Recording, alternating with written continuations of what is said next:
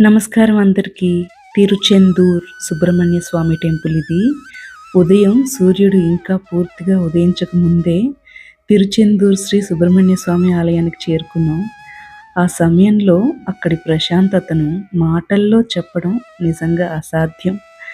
ఒకవైపు క్యూ లైన్‌లో అందరూ వెళ్ళిపోతున్నారు. మేము అదే లైన్ ఫాలో అయిపోయాం. ఈ సముద్రం అలలు మృదువుగా తీరాన్ని తాకుతుండే ఆ దృశ్యం చూసినప్పుడు అలా మేము క్యూలో అలా చూస్తూ ఒకవైపు టెంపుల్, ఇంకోవైపు సముద్రం అలలు చూస్తూ నిలబడిపోయాం. దర్శనం లేట్ అవుతుందా లేదా ఏమీ చూడలేదు.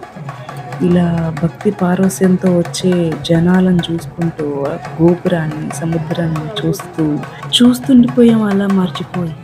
సముద్రం గాలి, అలలు ఒక పక్క గంటల మోత, ఇంకొక పక్క మురుగా మురుగా అని, ఇంకో పక్క హరోం హర అని, ఇంకా ఆ సూర్యుడు ఉదయించే ఆ తరుణాన్ని చూస్తూ ఉంటే మాకు చాలా ఆనందంగా అనిపించింది. సముద్రంలో ఉదయిస్తుంటే ఆ దివ్య వాతావరణంలో నిజంగా సుబ్రహ్మణ్య స్వామిని దర్శనం చేసుకోవడం ఒక అదృష్టంగా చెప్పాలి.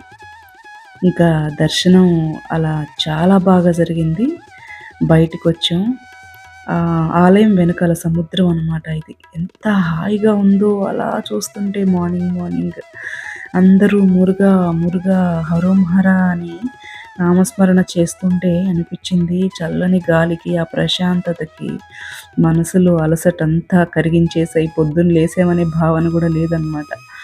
ఇంకా అక్కడే టెంపుల్ దగ్గర ఏనుగుందనమాట. అందరూ అక్కడ ఏనుగు దగ్గర ఫొటోస్ దిగుతా ఉన్నారు. ఇక మంచిగా నేను కూడా వెళ్ళిపోయి, నాకు భయం చెప్పాలంటే. నేను కూడా దిగుదాం అనుకున్నా కానీ ధైర్యం చేయలేకపోయా. మా వాళ్ళంతా మంచిగా దిగారు. ఎంత తెలివైన ఏనుగంటే డబ్బులిచ్చే వాళ్ళకి ఓన్లీ అది ఫోజులు ఇస్తుందనమాట.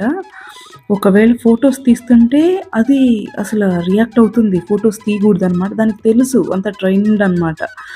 ఎంత ముచ్చట అనిపించిందంటే నాకు తాకాలనిపిస్తుంది కానీ చాలా భయమేసింది. ఇక స్వామివారి కథకొస్తే, శూరపద్ముని సంహరించి ధర్మాన్ని స్థాపించిన విజయ స్వరూపుడు తిరుచెందూర్ శ్రీ సుబ్రహ్మణ్య స్వామి. జీవితాంతం గుర్తుండిపోయే మధుర దర్శనం ఇది.